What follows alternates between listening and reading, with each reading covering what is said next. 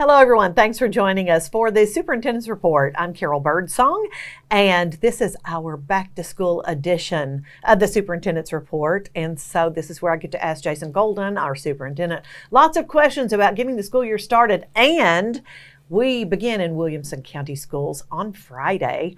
August the 4th is our first half day, and then our first full day for first grade through 12th grade students is that following Monday. Our kindergarten students, pre-K and EC start a little bit later in the school year. That's so right. We are ready. We've welcomed approximately 350 teachers back or into the district during new teacher orientation, and everybody's working in their buildings today as we record this, or no, they're not. They're doing professional development. They get to work in their buildings later this week. There's so much going on. I can't keep track of everything, but we are just in high gear. Well, as we record this, we've been proverbially burning the roads because our teachers are studying in groups, preparing for their students. We did have our back to school conversations with our teachers, including our new teacher orientation. We actually do an elementary day, and then we do a secondary schools day for our new teachers, and that was a great experience. I speak to them in the morning, they break up, and as they progress through the day, they really drill down into the heart of the work that they're going to be doing with their teams. You know, this year we have two main focus points that I talk to our administrators and our teachers about. Number one is to grow in student learning, and second, to continue to work on a safe environment for all. And in the context of student learning, we've spoken a lot with our teachers about the difference between teaching and learning. So often you'll hear stories, or we'll hear stories over the years of, you know, my lesson went so well, my students were so engaged, but then when it came to the test, they might not have done so well. Well, when we talk about student learning, we're talking about making sure that all the students master those standards that are necessary for them to advance to the next level. So that's the key to student learning. And we have for a long time had that culture of learning in Williamson County Schools, and that's been a focus of ours. As part of that, we have also renewed our emphasis on student safety, and we are talking about this year a safe environment for all. And we went through our strategic planning process over the course of last year, and our board adopted our new strategic plan for the next 5 years just a few months ago this spring. And we really had one key objective in that strategic plan that triggered us talking about a safe environment for all. We were debating the question of that safe environment, and we thought about that language that the federal government has for anti-discrimination laws: race, color, religion, age, sex, national origin, handicap status, disability status.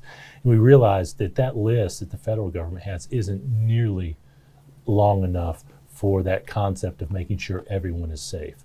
What about a student who has a socioeconomic disadvantage? What about the student who is facing something at home that we don't know about? What about those teachers who need just a little bit of extra support? So those are our key focus points. I know we're talking a little bit more detail about student safety in just a minute, but those are our key focus points for our next step as we continue to grow in serving our students. And you mentioned and I think what we talked about today, earlier today as we record this, we had a news conference where we had a joint news conference, Williamson County Schools and the Williamson County Sheriff's Office, where we talked about safety. And we covered topics that probably aren't, on everyone's mind really right now. And so we covered a lot of different topics. And you will hear our safety director, Michael Fletcher, say we have an all hazards approach. So we look at everything when we talk about safety. So I will say that we did record the news conference, and the videos that we are challenging our parents to watch and to then have conversations with their student about, so that we can all work together to keep our schools and our students safe. You know, we spent some time talking about the common challenges that we see among our students over the course of the year with safety. And everyone, rightly so, is worried about external threats. And we talked about that some. But we have also seen an increase over the last couple of years on social media issues, social media threats that It's hard to tell if they're really directed at a particular school. It's hard to tell who might have sent them. We also talked about bullying behaviors that include sexting, where someone might ask a peer for an inappropriate photo and use that as a weapon against them later. Sexploitation, some of those items that law enforcement gets involved in to investigate to make sure that the victims of those are protected. In conjunction with the Sheriff's Department, we created some videos really to emphasize to parents that it's time to have discussions with your children about those safety issues.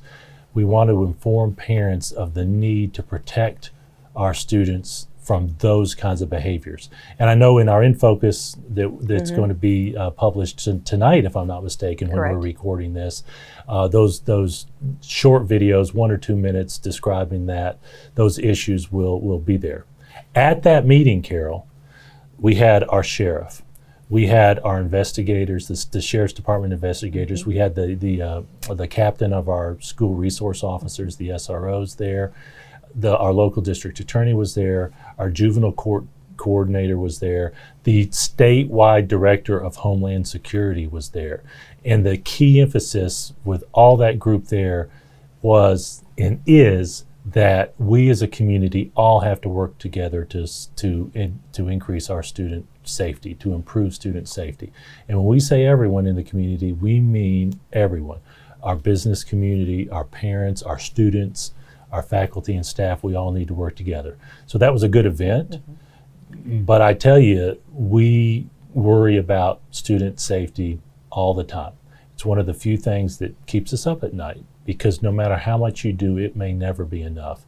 So we're thoughtful about it. We get the right professionals involved, and we need you, parents, you, faculty and staff members who are watching this, and your students and your children to work together. When you see a threat, when you hear a threat, when you notice a threat on social media, let us know. It's amazing what the Sheriff's Department can do to get to the bottom of those threats, even on a Sunday night sometimes. And a lot of the times, they actually take some action to help get some help for those who might have been committing those behaviors. Might be mental health supports, might be juvenile court supports, et cetera, to make sure everyone is safe. And you know, when someone sees a threat on social media, it's so easy to repost or share or whatever that threat, and that causes more problems for us and for law enforcement as well. So please talk to your children about that behavior and do not do that. Well, sometimes when a student resends something that someone else posted, maybe with a comment on it, they might run afoul of the restrictions against making threats. So what we strongly encourage folks to do is make a call. We have an app for reporting issues. Let your administrator know. Let somebody who works for the school system know. Tell your parent. Have the parent call us or email us, letting us know that threat's out there. Don't repost it. Don't continue to circulate it because you might inadvertently be making that threat as well. Very good. Yes. So another part of that too is visitors. And so when we have visitors come onto our campus, we do have very strict guidelines for them to follow. And one of those is you have to show a photo ID. And you need to show that to the camera outside the door. And if the folks inside are satisfied, they'll buzz you in. If they're not, they won't. So we love having volunteers in our schools. Our PTOs are incredible. And they have built up those supports for us over the years to the point where we just can't live without that PTO support. But we all know, including our PTO leaders, that the fundamental basis of our duty is to protect students. So we do have some very carefully thought out protocols to make sure our students are safe. And the state has actually done some things just in the recent legislative session that kind of reaffirmed the things we were doing. Making sure that exterior doors are locked, that we have a single entrance for visitors. We actually have installed cameras at each one, and many of our families have experienced that already because we installed those over the course of the last few years, where you show your ID. If you have business in the school, then you will come in. If someone shows up and doesn't have business in the school, we are not going to allow them in. That's the right thing to do. We have had occasions where someone has purportedly needed to be in a school and we've turned them away. One great thing that we have is an SRO, a law enforcement officer assigned to every one of our schools. So if there's a confrontation like that or a potential like that, the SROs are there to address it. But if you have a need to be at a school, if we've got something planned, if a PTO has something planned, we want you in the building. I show my ID and make sure I get buzzed in. I have a key to the building, but I don't use it because we need to make sure all of us honor those protocols and make sure those front office folks during school hours buzz us in. And another couple of little nuggets of information or highlights of our safety is if there's somebody behind you, we need you to go ahead and close that door and let them show their ID. Don't let them in. Second, if you see a door that's propped open, we give you permission to close that door. So we all just have to work together. And Carol, I smiled at that because one of the videos you all did actually showed that, and you showed a student pulling a rug that had been used to block a door. Those doors should not be left unlocked. Those doors should not be propped open. And we emphasize that to our faculty in a short video I did for them to start the school year. Mm-hmm. And now the state actually has that built into law, that doors at a school need to be either locked or manned. So for example, when students are coming in for the school day, there'll be a staff member at those doors if the doors are unlocked. And after school starts, people will be buzzing in. It's the right thing to do. Y'all, nothing we do with safety is perfect, but we are going to make sure that we do those basics to make sure that our students and the people who are in the buildings are the people who want to be in the buildings. Okay, let's move on to some nuts and bolts then of the start of the school year. We still have job vacancies, and so we need to continue to do a push. We can't serve students the way we want to when we have job vacancies. So let's talk about, we still have a few teaching positions, especially in the area of special education. We have special education teacher assistant positions available, and we have some bus driver positions available. Thank you for mentioning that. A lot of us have heard about the shortage of teachers, and there's truth to that. In Middle Tennessee, there are fewer teachers completing teacher education programs than there are numbers of teacher vacancies. So to use an economic phrase, it's a seller's market for teachers. We actually recruit out of state at some of those areas where there's a little bit more balance. But with Middle Tennessee growing, with fewer teachers coming out of the teacher prep programs, there is a shortage. Special education is one. It's funny, every year there's a particular position where it's a little tougher to fill. Last year we had a little bit of difficulty filling English language arts positions, English teachers. This year, for some reason, we've had a hard time filling a couple of elementary physical education teacher positions. And so it varies a little bit year to year, but a consistent challenge right now is special education instruction, special education teachers. I will tell you also, this gives you a little bit of an idea of how big we are. We are 88% staffed on our teachers' assistant positions, the special education teachers' assistant positions. That represents about 90 positions. So we have over 700 positions. We have over 50 schools, so statistically speaking, it's 1 or 2 on average per school. But if you're looking for a job where you get great benefits, super retirement pay, and you can do a good service for students, check us out. Get on our website, wcs.edu, look through those open positions. Special education teachers' assistants are there. Another big one you mentioned is bus drivers. There's a regional shortage. I've seen even there's a national shortage for bus drivers. It's a hard job. It takes a lot of preparation work to get your license. We have that program for our drivers. We actually pay full-time pay while you're going through the training process. It's a really neat job in a lot of ways because you are taking care of children. You can work a few hours in the morning, have your middays free, work a few hours in the afternoon, and it's not 40 hours unless you want that, and you can do field trips, etc., but you still get full-time benefits. So we've had a lot of drivers say, hey, I do it because I get free health insurance. Our individual coverage is without cost. Family coverage, there is a cost for that if you want to include your family. We encourage folks, if you're looking for something to do, get yourself up in the morning on a school calendar, check us out for bus driver pay. It's a really rewarding job.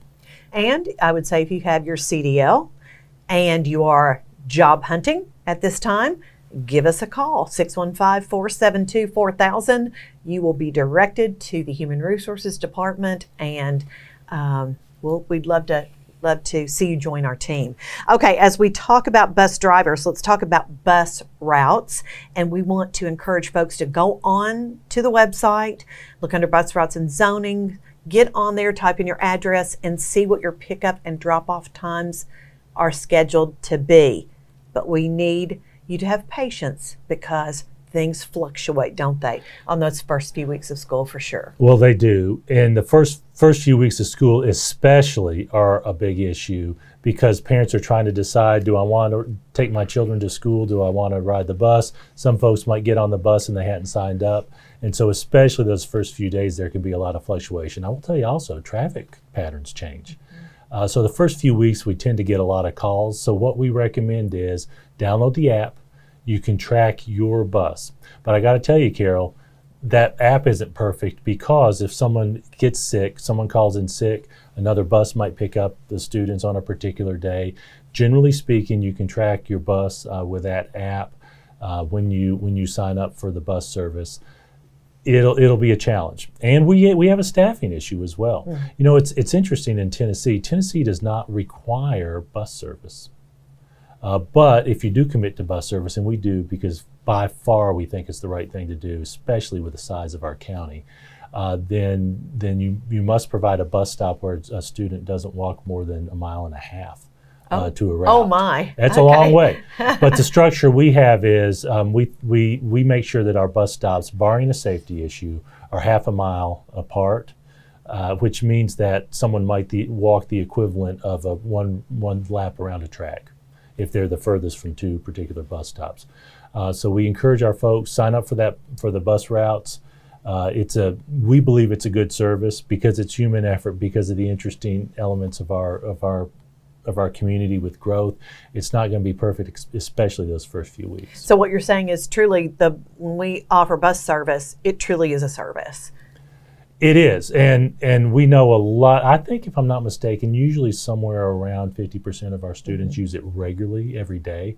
And it's, for me, it does my heart good to see the buses in the neighborhood driving around. It feels like school when buses are going. People love their bus drivers. Let's talk meal prices. They are remaining the same for this year. That is $2.75 at schools where breakfast is served, and $3.75 for all grade levels. So you can go and My School Bucks and add money to your child's account easily.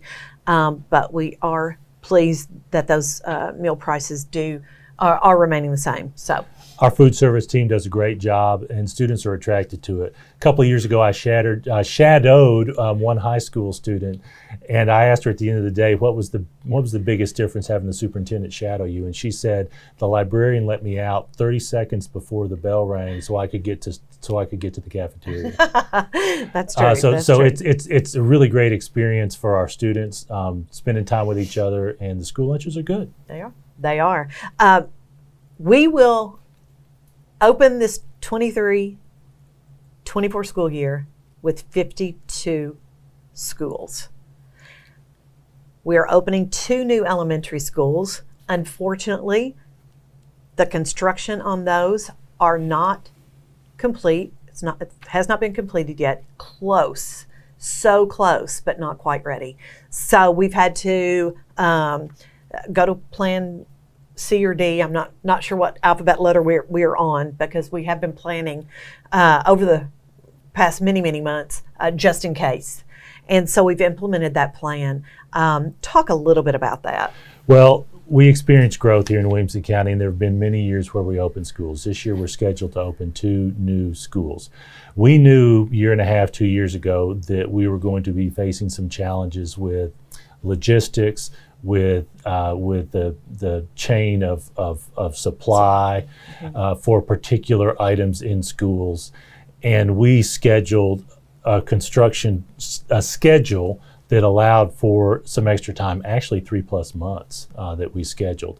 Even with that, especially with electrical equipment and particular items related to our HVAC, the supply chain just left us in a spot where we were pushing the very limit of the time for schools to open.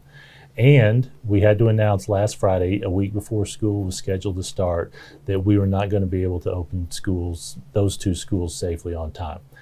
Years and years ago, this has happened a handful of times, but the truth is nobody remembers that because those children, long gone. Yeah, they've moved on to other schools.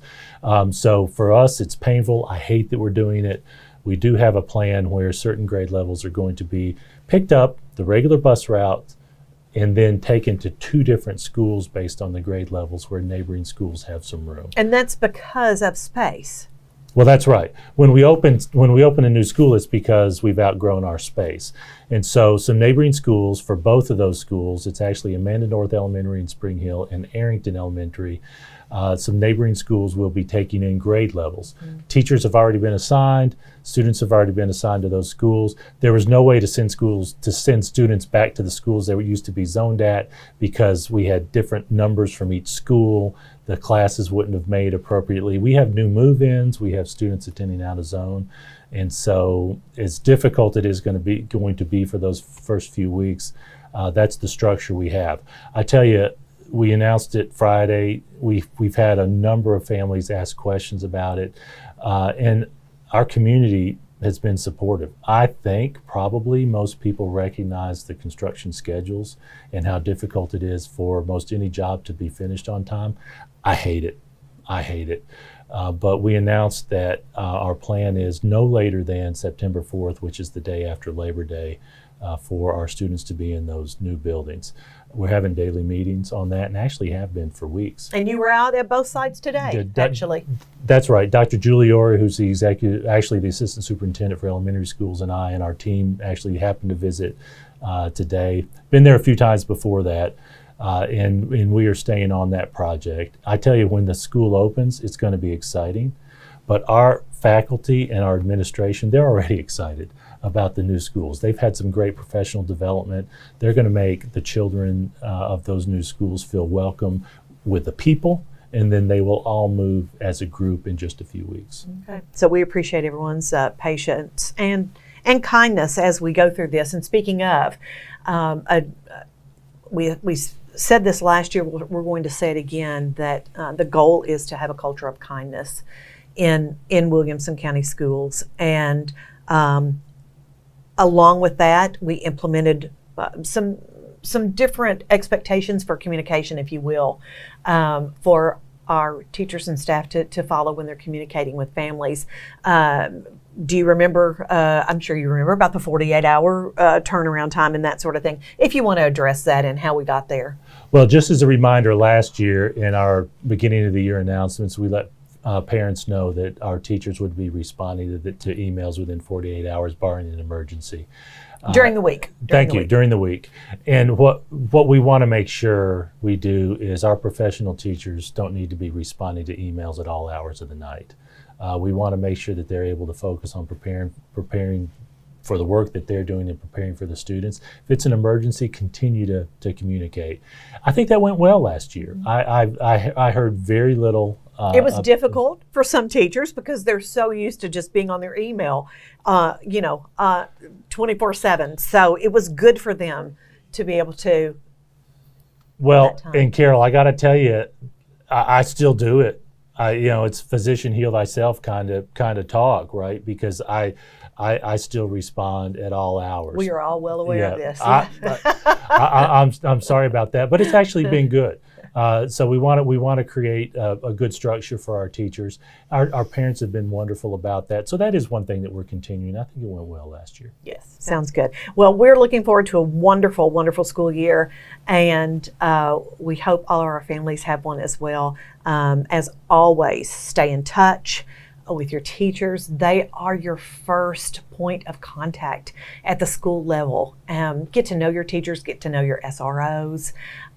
We want you to be welcome into those buildings and build those great relationships. We have a great school system here, and I think the families watching this know it. Many of you came to Williamson County because of our school system, and I think you did the right thing. We perform well. We provide a supportive environment. We had a great year last year, and I'm confident we're going to have a great year this year. It's going to be a great one. Thank you for watching.